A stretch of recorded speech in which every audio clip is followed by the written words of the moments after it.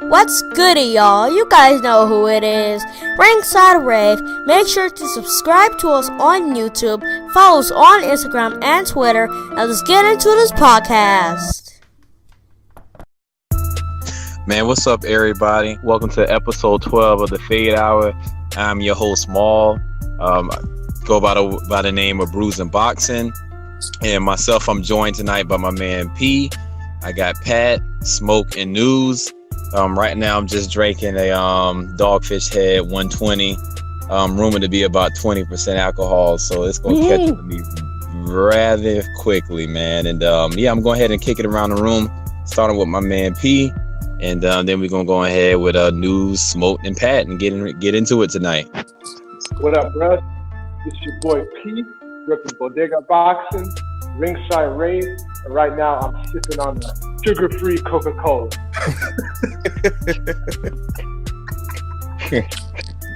We gotta send you some edibles or something. That's silly. Hey, y'all, what up, world? It's your boy Newzz, representing that Ringside Rave all day. Y'all know what it is with me, man. Today, I got a extra special pair of my favorites. Got a little bit of gelato left, but I got the orange cookie, but I actually got the original Girl Scout cookie, so I'm ready to turn. I'm already turned up. Actually, I'm a little turned down, so I'm relaxed, but I'm going to turn up because y'all already know what I do with it. Hey, what up? It's your boy Smoke, repping that Ringside Rave, Free Smoke Boxing, coming to you from Colorado, which means that I have some Death Band in my pipe and Juicy Banger 26, which comes in at 8.6%. Yeah. What's good, y'all? It's Pat Scorpio, the New England representative, and I got my I think it's pronounced Cabernet. I get a lot of wines from my past companies.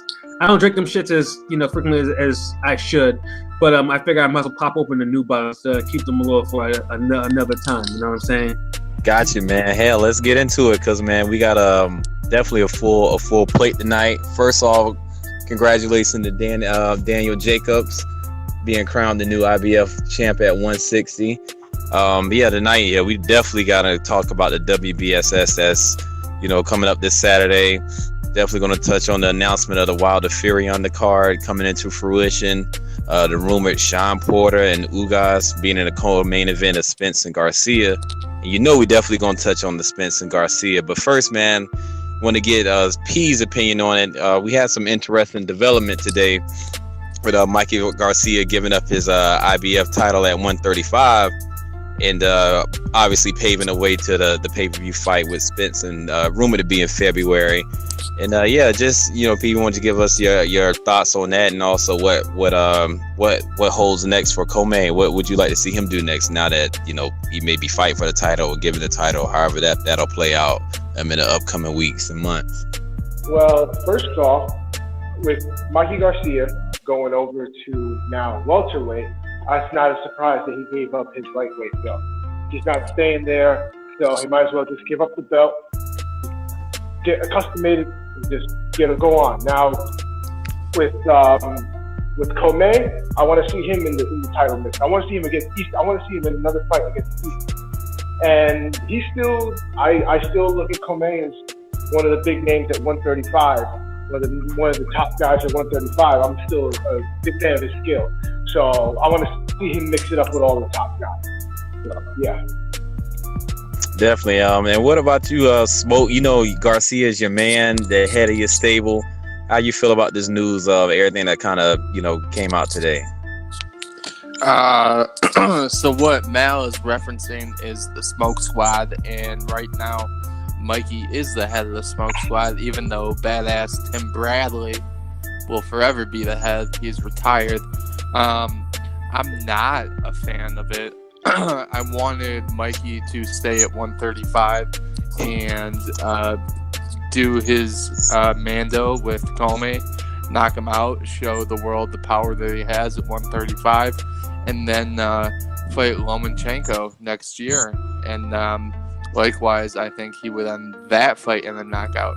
Now he's going up to 147, and he's getting into a fight where he has a much greater chance of losing than winning. So, as a fan, I'm happy that he's got the gravitas to do it, but at the same time, I don't think it's what's best for him. It's like one of those fantasy fights. If Mikey was bigger, no homo. All right, guys, let's be mature about this.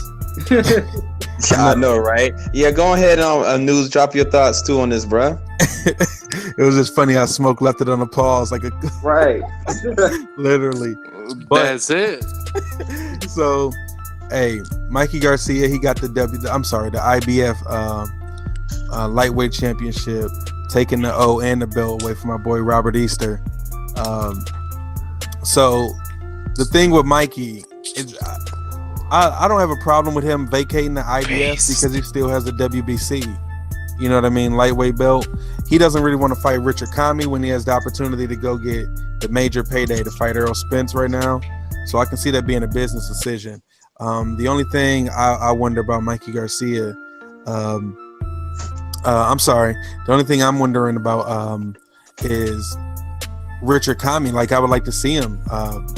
I would like to see him fight somebody like Robert Easter, who had the belt and who beat him for the belt, to fight him for the rights of who's the real IBF champion rather than the opponent that they gave him. Yeah, definitely. What about you, Pat? Now, in terms of what Mikey did about giving up his belt, it's a big risk. There's no question about that. I mean, personally, I would have liked to see Mikey versus Commey. It would have been interesting, and then of course, stay there and try to unify 135. But yeah, it's like they say it's a business decision. However, I think it's a business decision that could possibly cost him something a little bit more. Because he's fighting a bigger guy he's probably not even a natural welterweight. So it's like, yeah, you may get a payday. And Mikey, although Mikey is a skilled guy, I mean, everyone knows there's weight divisions for a reason. And only a few people can actually go through these divisions, and can actually throw their weight around. And with Mikey, we saw him hitting. I won't say hitting his ceiling, but you could tell that in his fight with Lipinets that he was close up. He was approaching hitting that ceiling. Regarding like the type of divisions that he'd probably be completely effective in. So it's just, I mean, hey, more power to him. But like I said, it could possibly. I mean, I'm not gonna say it's a GGG Kell Brook situation, but it could end up that way. Now with Commey, he's going to face. I mean, he's going to face a Russian who's ranked number 3 for the vacant IBF belt, and that's how we're going to go. Then Commey is going to knock him out, and he's going to be champion. And then keeps it moving. That's pretty much what it's going to be. Easter is like ranked 6th or 7th right now, so it will be a while before he gets another shot at that belt. But definitely at 135, that leaves the belt for Commey there, and also some champions there at 135. Do y'all think he should look to rematch Easter, or see how this Loma thing play out, or the Loma Pedraza fight play out, or stuff like that? Because like we said, there's a lot of contenders across the board at 135, and right. After he fight this Russian cat, we all presume that he gonna win. I mean, you never know, but we're in an assumption that he is. So what kind of his next move there? If I'm Commey and I win that fight, I'm not doing essentially a bum tour, but I'm keeping my belt for a year or so, and then I'd step to real competition and real money, and probably just lose it to Loma. Lose it to Loma. Yeah, I mean, of course, he definitely loses the Loma. I mean, Commey got heavy hands. He do, and a damn good chin too. Yeah. I mean, there's a lot of people at 135 with Commey with the title. You know what I mean? You got Luke Campbell, Fortuna is still always lounging around there. You got my boy Devin Haney always on the rise. There's also Linares and even old ass Ray Beltran. I mean, and Barthélemy. Barthélemy, you know what I mean? Like those are good fights for Richard Commey as a champ. That's what we talk. You know, he's not going to get Ava. We're not talking to him the Lomas and Mikey Garcias yet. We're just talking about people that he can fight to Build a like you were resume up, saying, yeah, right. to build that name up and get a nice title run in. And then I like to see him definitely versus Robert Easter, like y'all said. They definitely should run that back. But I don't think he Definitely will run that back. because he got the belt now, and Easter didn't run it back with him. Yeah. And that was a fight I wouldn't have been mad if they immediately ran it back. They actually deserved to be immediately. They should have, yeah. But Easter brings cash, so I wouldn't be surprised after like 2 $400,000 fights. Commey gets like a $750,000 fight if he still has the belt to fight Robert Easter. My man talking money with it already when he talk about the fight. I'm you talking can see him. bags. Son. Hey, those bags go far over there, man. Where Richard Commey's from, so you know he's definitely gonna lose his belt. He's definitely gonna cash out with it. I can't because he's done too much to get back in the position. You know what I mean, to fight for the championship, and I can respect that because that was a very close loss to Robert Easter. I thought he won that fight. I was about to say, Right, I know so, Pat always going to the thought that he won it. I mean, Mikey wasn't gonna knock him out of the ring. Yeah, Mikey just looked at risky. Think about that. Well, I don't know about all that now, though. I don't know what Mikey could do. Like I was saying about Mikey earlier today, you know, Mikey's a different breed at 135. We know his power is elite at 135. Now it may not travel all the way up to 140, but Mikey is A plus at 135. So I don't know Richard Commey because he did get rocked by Robert Easter. Yeah, but he didn't leave his feet. That's what he didn't. But Robert Easter ain't bringing them bombs like Mikey Garcia. We've seen that. Is Linares officially now at 140 now? No, I don't think he's at 140 yet officially. Yeah, I thought he fought at one. Did he fight it? What was? Yeah, he did fight at 140, but he said he'd go down if it was like for a Lomachenko fight or something like that. But so he wouldn't go down for a Commey. Yeah, basically. I can see him going down for a Commey. I'm about to say that's a shot at a I belt. can see that. I can see that being on a Canelo card. Because right now, I mean, trying to get him another belt. Yeah, because right now 140 is tied up in the various tournaments going on. He was trying to get that AB fight. Yeah. That payday. So I can see him going back down to get a belt. Where Linares went years with a belt around his waist. I can definitely see him going back, to try to get that belt back again. Mm-hmm. Yeah, that for like what? 4 years? He had like almost a 4-year reign or something. Yeah, he did. So damn, that's wild. Yeah. So I can definitely see him going against Commey to try to entice Loma back into the ring, or Mikey Garcia or something, because I can see him trying to get that payday. He's on like he's at the not at the end of his career, but when that New York athletic prime start to slip and then he cuts easy and stuff like that, I can see Linares going down there and trying to get one more big fight and then it's over. I definitely see. Mm-hmm. Like I said, and you still got Luke Campbell, but I'm sure they're going to try to build back up and ease into a title fight too. So I'm telling you, that's an option for Commey too. Yep. So it's there's a lot of options out there at 135, and that's a damn good point to bring up. But yeah, man, on the flip side, in February, at some point in the near future, it should and will be announced that Mikey will fight Spence on pay-per-view, man. So with that being said, like, how do y'all general thoughts about it? Like, should it be a pay-per-view fight? Where it should be held at? What does a win for Spence? What does it, what does that do for him? Will he get credit for it? What does it do for Mikey if he's able to pull off the upset? I need to know, is this a rumor or is it official? I mean, Mikey and Errol? It's not official. It's at that point where it's basically all official. It's basically just a formality. Right. Oh, okay, so they just have to sign the contract. They just have to the announce. semantics probably being worked out at this point. Yeah. Because if we're talking pay-per-view and all that, the fact that they're discussing that and now they just got to figure out like a location and all that, that basically means about 70% done. I'm gonna say this real quick before you start, Smoke. I could see that fight being held in Dallas, Texas. because Mikey Garcia, you know what I mean? It's a big Mexican population down there. Errol Spence is from Texas. I can definitely see them fighting at Cowboy Stadium. Errol Spence already fought at Cowboy Stadium.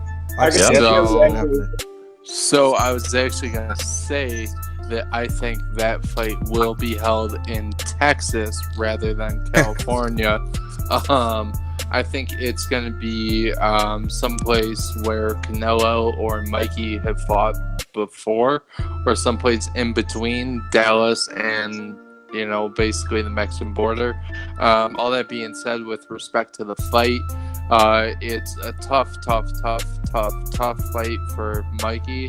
Hopefully, since, you know, basically 2 weeks after the Easter fight, he's been trying to put on muscle and add punching power, because he would need that. All that being said, I think he has a 35% chance to win. Errol Spence is a monster, but Mikey is also a monster with respects to boxing skills, and he doesn't punch like a bitch. I'm gonna say that. And if it's in Texas, he's not Bradley. So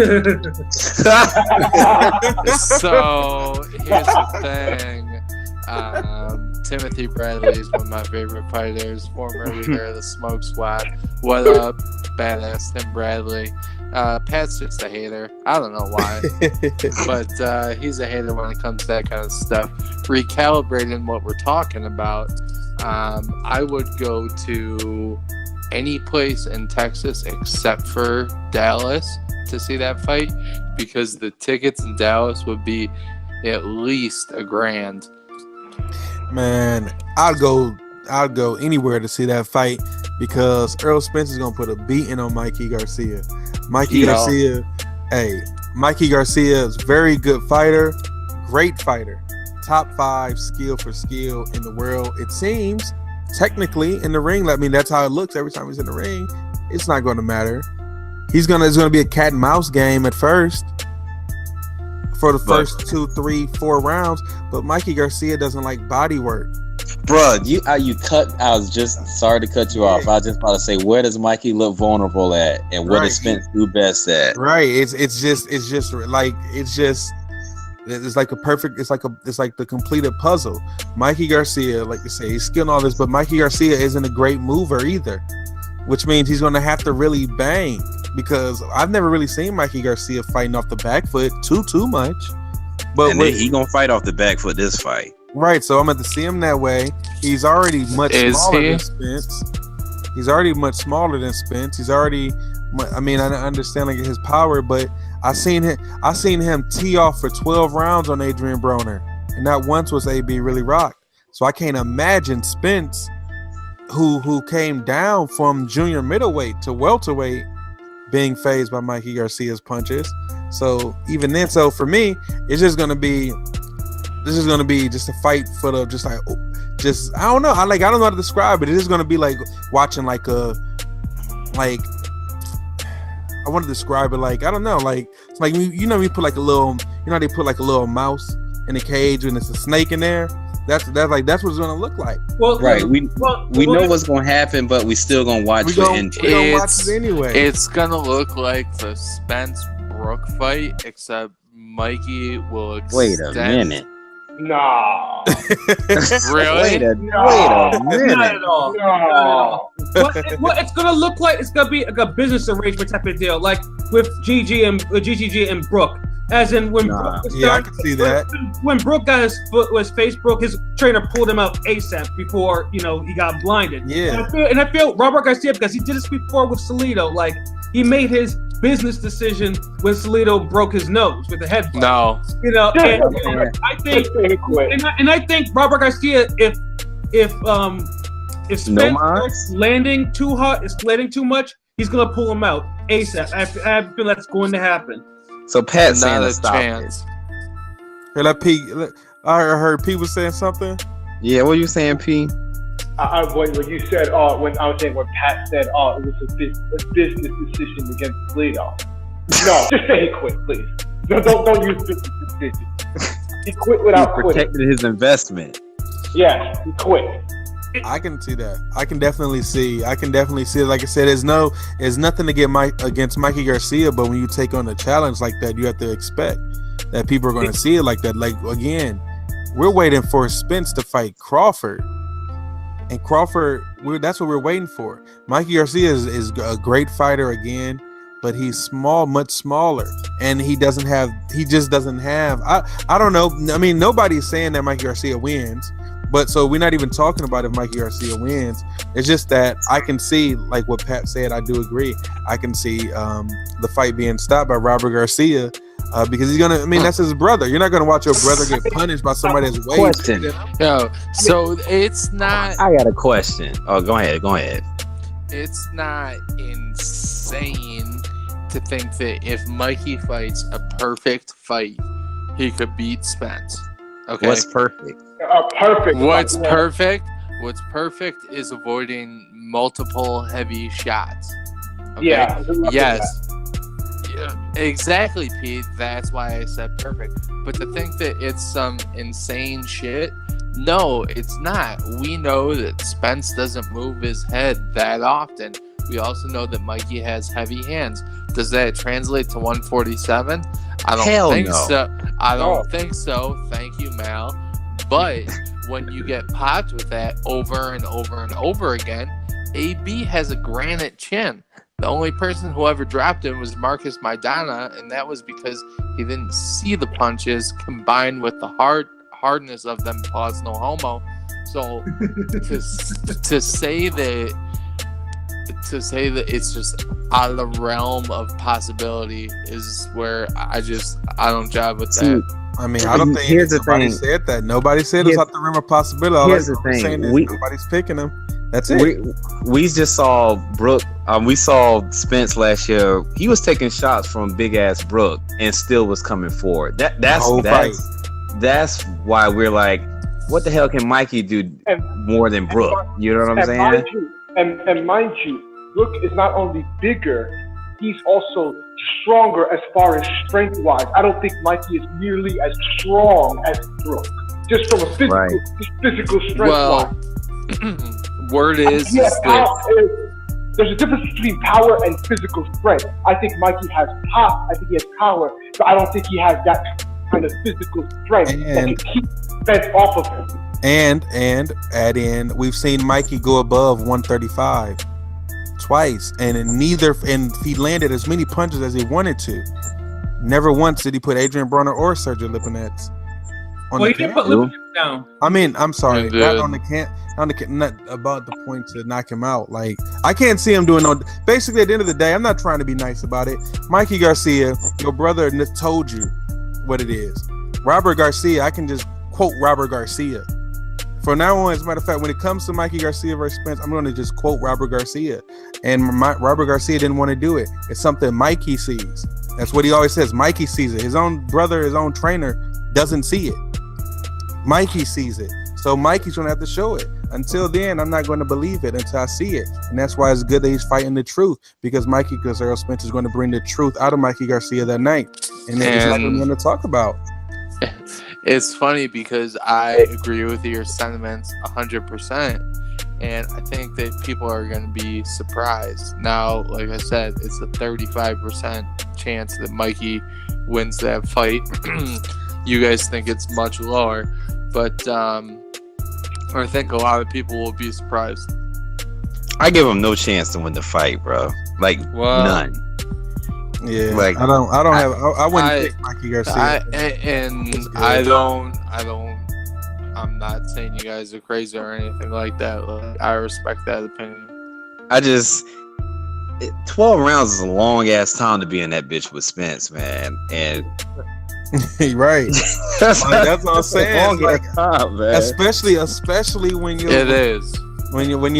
when you don't like body work, and that's what Spence is coming to do. Like, we're talking about Spence taking hits to the head, true, but we've seen Spence take hits to the head for 12 rounds from bigger punchers. I mean, I'm not gonna say bigger punch. I'm gonna say from bigger guys and stronger guys. We've seen that.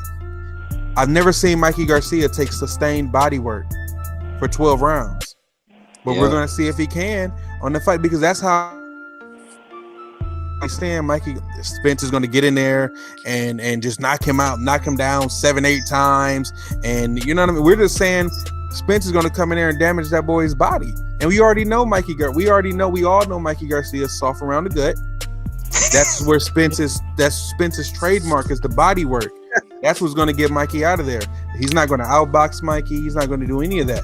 He's just going to come chop Mikey Garcia down, and then that's like it's going to be a cat and mouse game in there. Mikey Garcia is going to be on the back foot, and that it's going to be fun as while it lasts. Though it's definitely going to be fun. It's going to be a fun event, definitely though. The issue is when we play all these hypotheticals of what good Mikey can do against Spence. The issue is we've never seen any of that at 147 because he's never been at 147. That's true. So we can't have those good. We can't have any of those good attributes and just say, "Oh, he'll bring it up to 147." If he was going to do this, he should have taken a fight or two at 147 before and get accustomed to it. Right. But because he did it, now he's thrown to the fire, into deep water before even testing them out.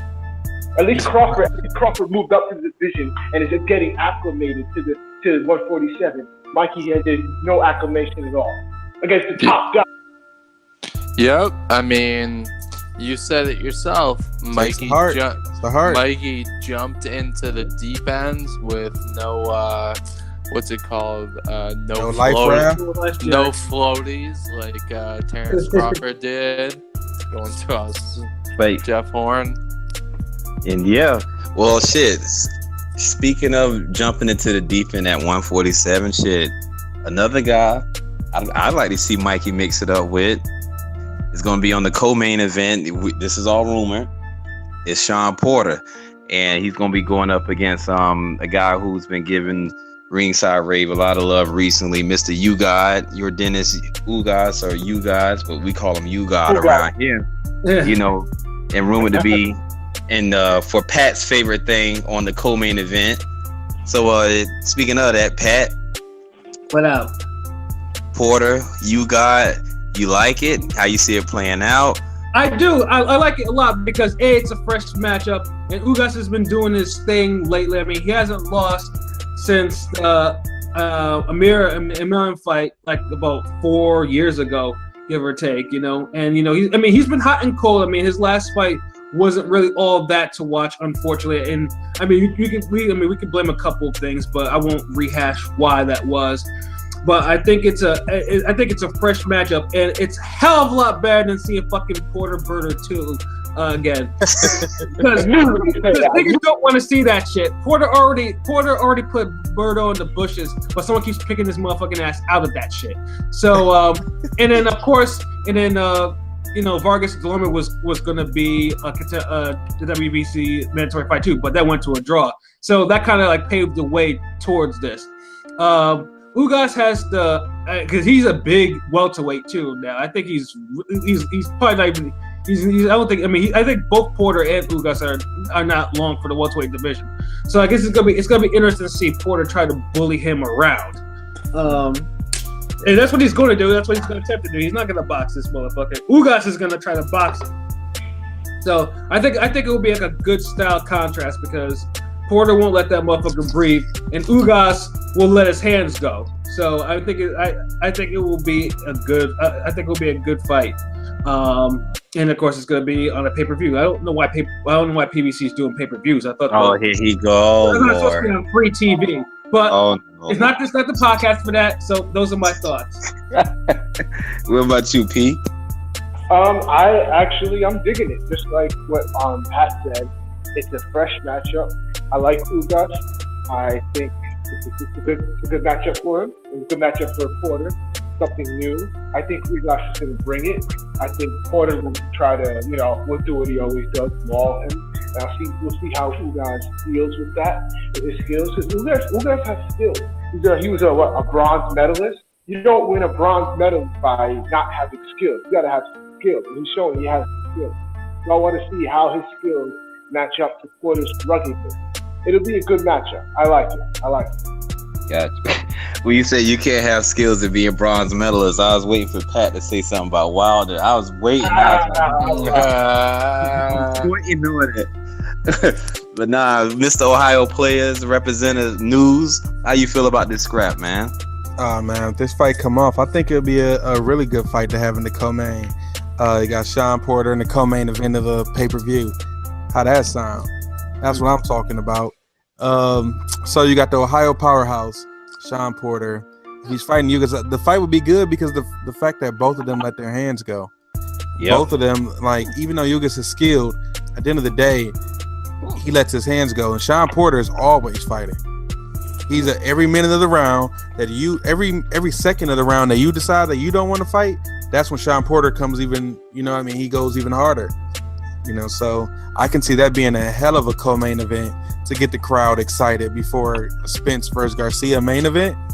I think that would be a good fight. And as far as for Sean Porter, he was already ordered to do the mandatory. So, Ugas is there. He has to fight him. He can't just go straight to Spence anyway. And then as far as Ugas, he deserves it. He deserves it. He deserves this fight. He, like Pat said, he hasn't lost since he lost to Imam, like 4 years ago.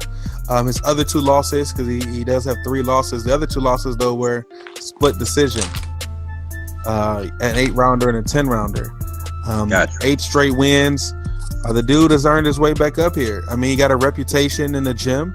I've heard from other fighters saying that he has, that he's really skilled. So I'd like to see how Sean Porter deals with him. I think it's going to be the first couple rounds. It might be a little tough when they get used to the height, the reach. They had the exact same reach, though. So I see them getting it. I don't know how the fight will go. I'll think about it when it gets closer to it. But I like it. Right. And Smoke, Mr. I saw your jab earlier of this is the easiest unification fight to make. Well, so let me just say this. Ugas he has a good left hook. The thing is, until all this shit is verified, it's hard to go in depth. But Sean Porter, literally, he walked through one of Danny Garcia's charged up, like, super slow left hooks. He got hit by it and kept going forward. Ugas is obviously quicker on his feet because of his background. So it'll be a good fight, especially if Ugas is able to do like a quick half step back and then throw the left hook, because Porter tends to rush in, not behind a jab. He could also, Porter is really strong for 147, so he could land a couple left hooks, like a body shot, then a left hook upstairs, and the fight could be over, although that hasn't happened in a while. All that being said, imagine if we flip-flopped the 2 fights that we've been talking about, and you had Spence versus Porter and Mikey Garcia versus Ugas. Yeah, that'd be nice. That'd definitely be a nice one. Yeah, that'd be nice to see that. Hey, Steven Espinoza. That would be nice, but the problem is, you have to get Mikey to convince to do that, because that's what we're saying he should have did. Instead, Mikey don't want the Ugas no more. He wants Spence. He's doing that. So I pick up my phone, I go to the Mikey Garcia, double click it, then enter the passcode, because when you in the smoke squad, you need some, passcodes to get to the real phone numbers. I call up Mikey. I'm like, yo, Mikey, fight on the undercard of the pay-per-view for the first time in your life. You get 3 million plus 2 on the under because I'm Al Heyman or Richard Schaefer. Holla at me. That shit is made in 20 minutes. Like, what the fuck? If only work that way. I said you give Mikey $5 million to fight Ugas. You give Spence 7. You give Porter 6 to fight each other. Plus, lower, but you give some back ends on the pay-per-view. You give Ugas whatever, like, you give him the Central American countries' pay-per-view money. Wait a minute. Hold on. Now, we're talking about boxing, not Ray J songs. You see,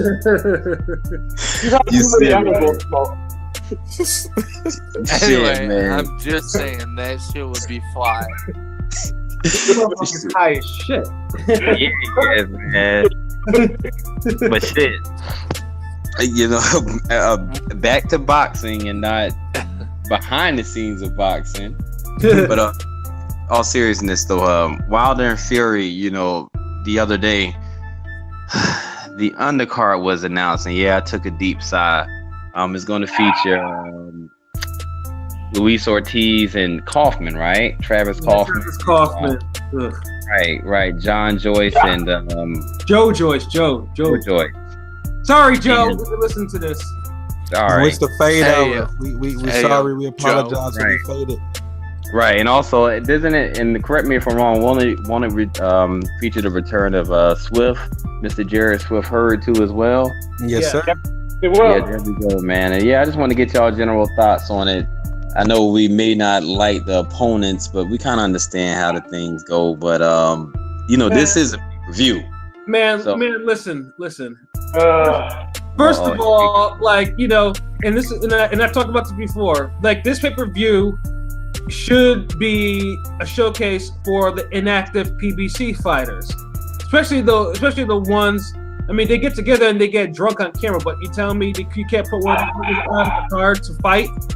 You know what I'm saying? And you know, and it's like Wilder and Fury is not guaranteed action because there's no such thing as an entertaining Fury fight. If you think Fury is entertaining, then you need to go find Jesus or something. But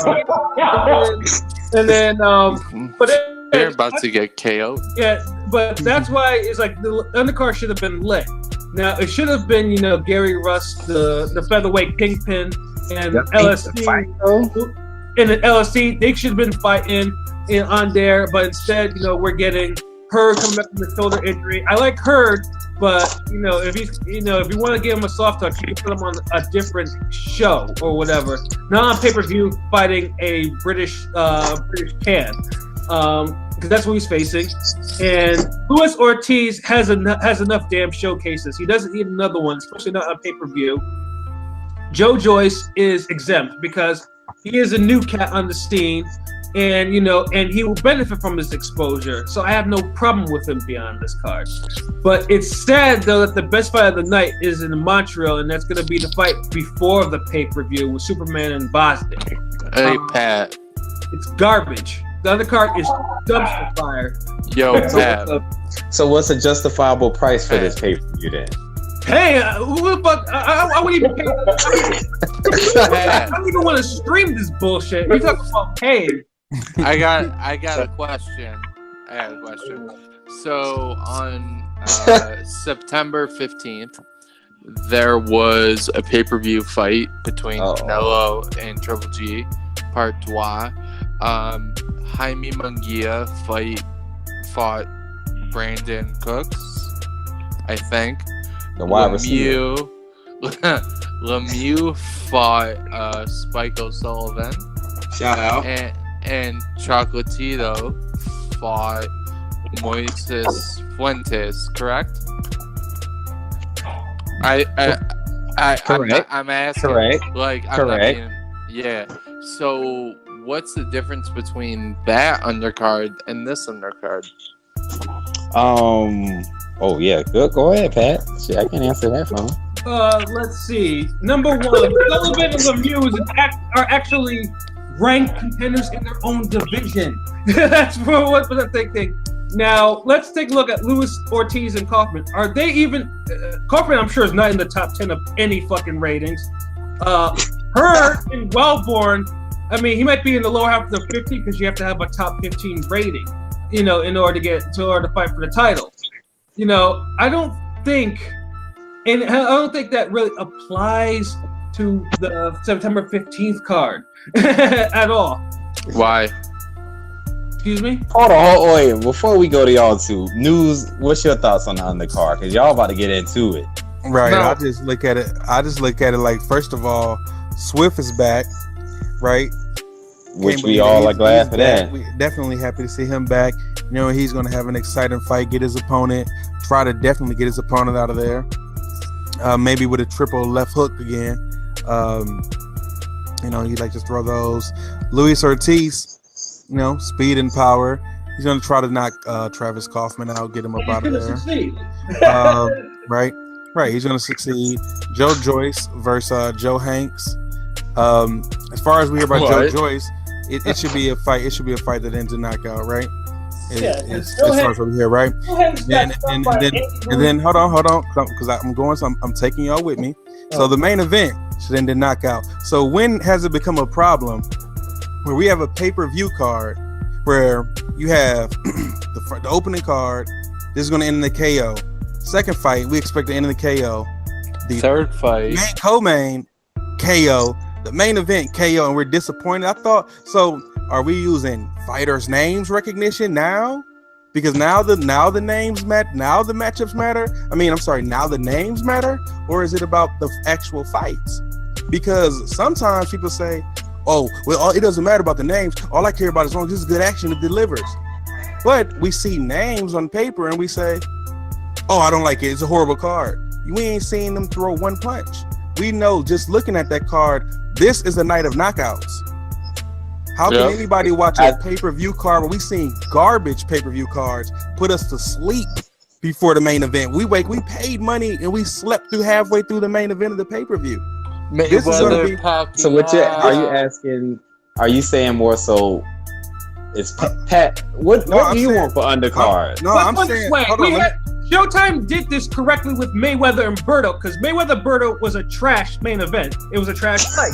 It was a trash fight on paper. The undercard, however, was probably one of the best I've ever seen from shows in recent years. That is their template. I don't know why they won't follow that template. I mean, even the fucking preview with fucking Baines and Ishii Smith was better than that goddamn main event. I think the card is fine, man. I think it's gonna be fine, man. If you turn into a heavyweight fight and it's Deontay Wilder, me personally, I don't know about y'all. But up until last year, I've thrown a fight party for like the last 8-9 years in a row. Every Cinco de Mayo, Mexican Independence Day, of course. People ain't trying to see all this. They don't care about the people that come over, the casuals that we call the casuals. They're the pay-per-view buyers. They're not trying to see. They don't care who these names. They don't want to see. You know, you're right. They don't want to see 12 rounds of. They don't know. I get what you're saying. I'll put it like this. They didn't care about Chocolatito. What they cared about is how Chocolatito fought. They don't know. So you telling me a fight where it's a bunch of casual and there's nothing but knockouts? Same people that watch UFC fights. And all they're looking for is a knockout. Everything. If I got a heavyweight card, this is a heavyweight card with Deontay Wilder in it. Now, if it's Floyd, then I want to see skilled fighters. If it's a Mexican fighters, we want to see Mexican fighters on the card. This is a Deontay Wilder card. That man got knocked. He knocked out everybody he ever faced. I want to see knockouts on this card. I want to see everybody going to sleep. That's what I want to see. I'm not. It would be nice to have a fighter, but it's like who would we have? Who would be these fights? I know Pat had brought up Gary Russell Jr. versus Leo Santa Cruz. Well, that couldn't have never happened. You know why? Because Gary Russell already fought this year. Gary Russell already fought this year. He already got his one. But LC likes to fight his sparring partners. I mean, it's not even about Leo Santa Cruz. It's the fact that Gary Russell doesn't fight. He fought once, so that would never happen. Leo Santa Cruz could have fought somebody, but why would you have a Leo Santa Cruz on a Deontay Wilder card? Leo Santa Cruz may not knock his opponent out. I don't know. I mean, he was on the Mayweather Pacquiao card. I'm sure he can fight. Yes, right. Yes, could be on a Mayweather Pacquiao because Mayweather's a technical fighter. He's going to go 12 rounds. Leo Santa Cruz is most likely going to go 12. Leo Santa Cruz is he doesn't get people up out of there. Deontay Wilder gets you up out of there. So, I mean, I don't know. I want to see if I'm going to Deontay. Me personally, I went to Deontay Wilder fight. When I went to Deontay Wilder fight, I liked what I seen. I want to see that again. The atmosphere, that dark atmosphere that was there when he fought Luis Ortiz, when we knew it was going to be a knockout. If I had that from the first fight of the pay-per-view card, Come on, man. I know every fight. That's gonna be a hell of a card to see. And I'll say this as seeing as I saw Ortiz at Staples Center earlier this year. They love Ortiz. When he delivers that second to fourth round knockout, those motherfuckers are gonna go crazy because they love Luis Ortiz there. And I've also seen Luis Ortiz fight. I mean, because he was the main event. You can hear the punches. Quote Pat Scorpio. Well, he knows and also too because he wasn't failing to get rid of Tony Thompson quickly. The crowd was getting impatient. Like as soon as he dropped him, the crowd was starting to leave. But every time Tony got up, it wasn't a loud reaction. Like they knew like the motherfucker was punching loud as fuck. But niggas was trying to get up out of there because he wasn't putting Tony away fast enough. That's my actual experience with watching Luis Ortiz fight live.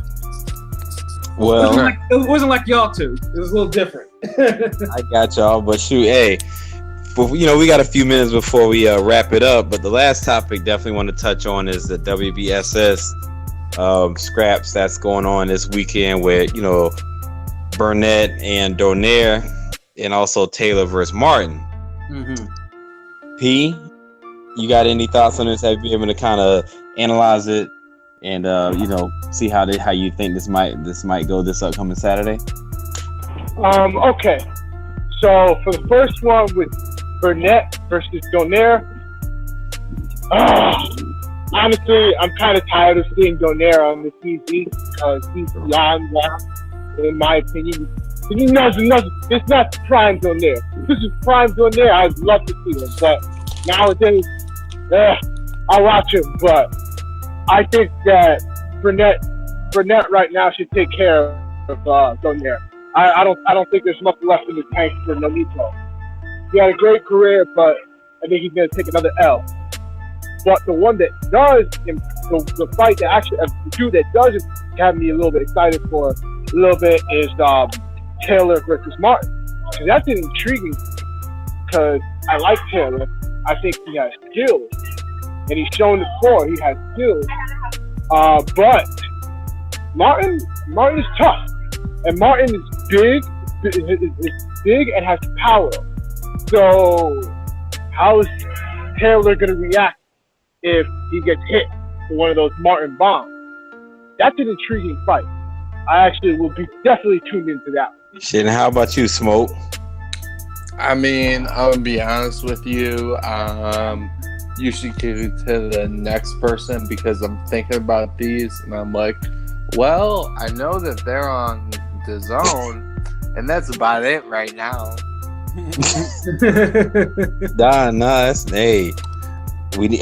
The fade hour. Man. We honest on this motherfucker. We ain't about to sit here and be on give a whole breakdown of somebody. Let me say this to the World Boxing Supers. To the people who are organizing the fights in the United States. Step your game up. We had Regis Prograis, rising star in the United States. Y'all put 4,000 people in the stands for him at home.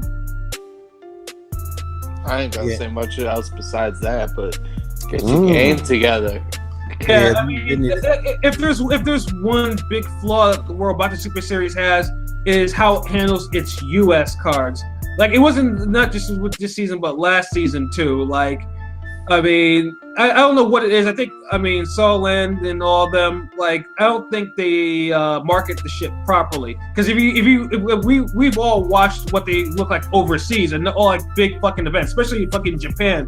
And see all that shit. Like it's everything. Everyone's packed and all shit. This type of energy. With the U.S., it's like unless it's like word of mouth or whatever, or you really follow the shit, it doesn't get the attention it deserves. And sometimes them shits have some fades on it, like or some serious slugfest. And that's why I agree with Smoke on regardless of that. Like something needs to change with how it's market, or they need to get like an American representative or whatever to handle all that shit. But in terms of the fights coming up, I mean, Donaire is 35, and there's no old men in these divisions, and he's going down in weight. So, and he didn't look good against Carl Frampton, who I God, he looked bad. You know, but yeah, I think, I mean, if he's going down, it probably increases the probability he may get KO'd. And Burnett is not a puncher; he only has like 9 to 10 KOs. You know, so but when you go down and weight like that in your old age, you know, something will go. So yeah, I mean, I hope I'm wrong because I want Donaire to at least have a one last stand, but I don't think. I don't think. Yeah, I know. I would like to say it, but I don't think it's going to happen. Now with Josh Taylor and Martin, that fight, like, I mean, you have 2 high-level prospects in a tournament like this. Like, that's intriguing to me too. Like, I think. I like Taylor. Yeah, I think Taylor learned a lot from the Postol fight. Before that, I wasn't really sure on him, but he showed a lot of grit in the Postol. Oh, it's that dude. Huh? Yeah, that was him. Yeah, that's him. Mm-hmm. Yeah, and I was like, okay, because I think he got the lesson that he needed to take it to the next level. And Martin does not have that fight yet, so I think this will probably be quote unquote Martin's type of fight. So I think it's gonna be a close competitive fight, but I do think that Taylor will probably win this on a close decision. Because when I look here, it looked like Ryan Martin, his most recent fight was against Prescott and May 5th, and when he won in 8 rounds, unanimous decision in 8 rounds. That looked like his best opponent to date. So yeah, but clearly a big step up fight for him. Though. The thing is, everyone beats Prescott except Amir Khan. You know what I'm saying? Oh shit! It's true. That's true, man. Go ahead, Newzz. Man, you can tell Moffat, he can't even remember who I am now, man. I about to call you Smoke about 3 different times. I was like, God damn it, this kid is not Smoke. So I'm going with Donaire. I'm going with Donaire. I'm going with Donaire. I'm going with the experience. I know Donaire having, like you said, that he's dropping weight, but also at the same time, Donaire going back down in weight to that weight class. Has Burnett fought a fighter as good as Donaire? No. Yet? No. Like, have we seen him against opponent? So I'm going with so when I pick Donaire, I'm going with the experience. I'm going with the fact that I'm thinking his power is we know his power is going to carry it there. It's just about can he get off against Burnett, and I'm just thinking that the Filipino Flash may just have one more left in him, man. Like at the end of the day, when fighters start chasing that championship, that one last taste of glory, sometimes they get it. And this dude is really chasing it. He's dropping weight. Class division, like, you know how people usually move down in weight? Mm-hmm. This dude, move up in weight. This dude isn't, like, he's moving up in he's is he a is he a featherweight? Is he a bantamweight? Is he a super bantamweight? It's like we don't know what he is anymore. He's trying to get that belt, 126, 122, 118. Yeah, because the Burnett's best win against the guy who beat Warren, who's trained by Ricky Hatton. Oh yeah, that dude. Yeah, I can't even pronounce his name. You know what I'm talking about? I just can't pronounce his name. Yeah, I just call him Double Z. Double Z. There you go. But we have to see. Out of the C, I'm gonna go with Donaire with that because, like I said, Burnett, he's nice. He's definitely skilled. I'm just gonna go with Donaire because of the championship experience, the power, and just a one more run. Like, it's a Filipino Flash, man. He's a Hall of Famer. I'm gonna go with him. Another one though, the other fight, Josh Taylor, Ryan Martin. Yeah, Ryan Martin is definitely very skilled. Josh Taylor looked very skilled, extremely skilled versus O'Hara Davies, but then we see that O'Hara Davies were nothing but smoke and mirrors. Yeah, so, that took a lot of luster off of that win to me. After because I heard that. Yeah, it just took some luster off that win to me. I mean, Josh Taylor, of course, really skilled, extremely skilled though, huge size. So I don't know. Ryan Martin's been talking that talk, the blue chipper. Were you able to catch that Taylor and Postal fight? Huh? The Taylor and I said, Postal was fight. it? Yeah. I did, but y'all know it's the fade hour. Like I said, I got the Girl Scout cookies in me. I can't even remember it right now. Wait, Newzz. I mean, you didn't. You didn't even say like he's an Ohio player because Martin's from Cleveland, son. Yeah, I was gonna say. Clearly, he don't give a fuck that much. No, I do. Hold on, wait a minute. Of course I would, but the thing is, normally when I say it, Fade y'all out. had me do it the last couple times. You see what happened. I cut my dog off. He was getting out. So now we gotta wait to after the fight to give him the props, because just like I told you, Pat, that's why I don't shout them out before the fight. Because you see what happened, right? Evans, right? When I told you, I said, now if I say something about him, what's gonna happen is something's gonna happen. That's why I gotta wait till it's over. He's gonna get knocked out in 48 seconds. Like I shout him out, I give him his props, I bring him up on 2 podcasts back to back. It was a real live watch party for the fight downtown. Ooh. If anybody's ever been to Cleveland, a lot of people haven't, but if you have, you have West 6th, you have East 4th, you have on the flats, you have West 25th, typically where you want to go party. West 6th is the number one spot that you want to go party that's up, unless you're going down to the flats. He was on West 6th, the fight party was on West 6th at the Velvet Dog, a real nice nightclub. And I didn't go. I did not go to that fight because, like I said, I do not trust it when I do that. I didn't go.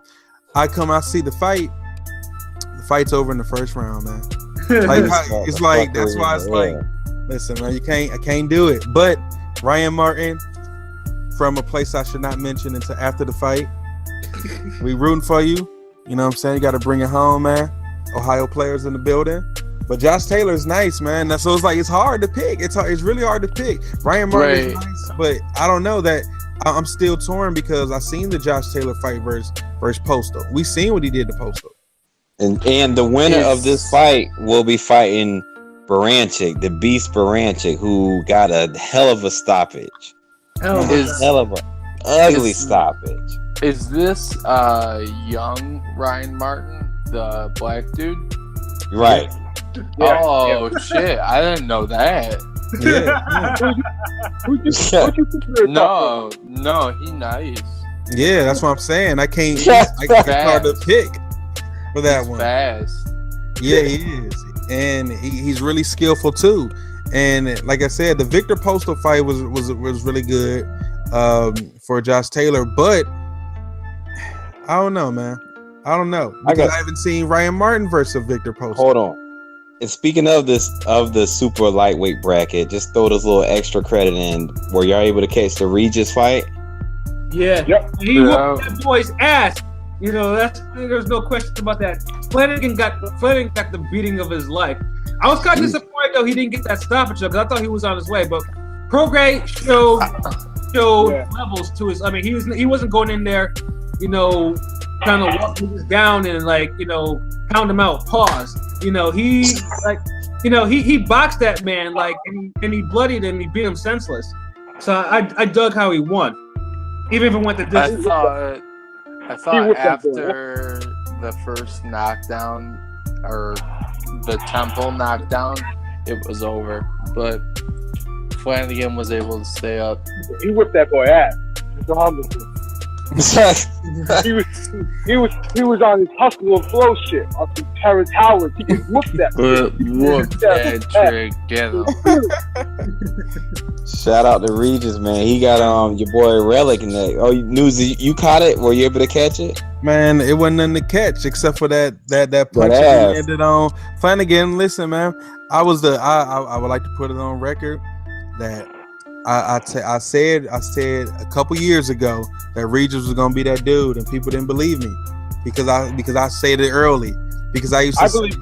I didn't want him to. I didn't think that him versus AB was a good fight for AB. I used to say that a couple years ago. You did say that. I didn't like. That was after the JoJo Diaz fight. The dude is a beast. I mean, can Regis be beat? Mikey should have fought him. I don't think anybody at 140 beats that dude. Yeah, it's hard. It's hard to see that right now. Like, I mean, Ramirez doesn't want no smoke with him. That's for damn sure. Backpedal. Ivan. Yeah. I remember a couple months ago, Jose Ramirez responded to a post that was made saying that he wasn't gonna avoid Regis at all. So I don't know what he's doing, but that fight needs to happen. Regis is a beast at 140. Nah, Newzz, we on a fade hour. Just say my man. Just saying that he, I mean, because they give all Ramirez. types of stories, man. They be giving all types of stories. 1 minute they talking about the money. One thing. At the end of the day, they both young. They both young.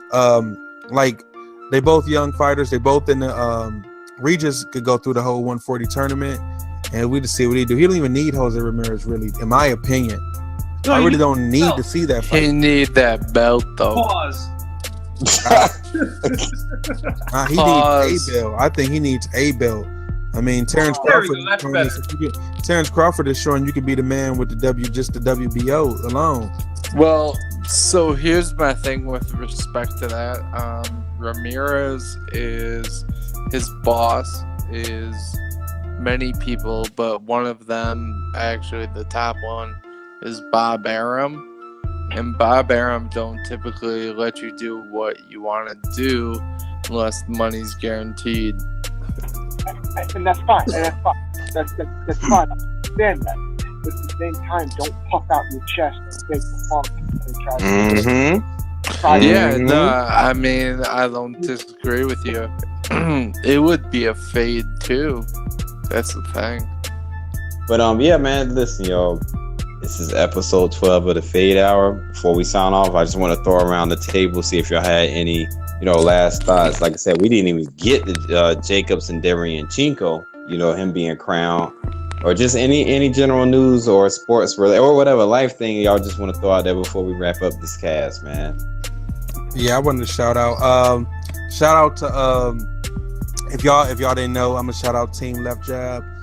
We just so y'all know Ringside Rave, the Fade Hour. Y'all can catch us on Podomatic, iTunes, of course on YouTube. Probably listening to us or watching us right now. But now we're on we've linked up with Team Left Jab. You can follow them on Twitter with their United Radio Network, so you can hear us there too. And they're going to have us on a couple other channels and such. We'll have more information on that over the next couple shows, where we can give you more details. Like this literally just happened today. Like this, the first cast is going up on there, so we'll get more information to y'all on that. I just wanted to start off with that before the fellas go around the table. Wanted to let the Ravers know what's going on. I wanted to just say what's good to two of my young hitters on IG, my boy Jason and my boy T-Rail. One from Alberta, one from Minnesota. They're young bulls getting it in when it comes to that boxing shit. So props to them for doing their thing. And also, when you see the bird, whether it be on Instagram or Twitter, or don't take that content. Just come up with something yourself. Don't take from the bird. Join with the bird. Join the flock. Don't take from them. Right.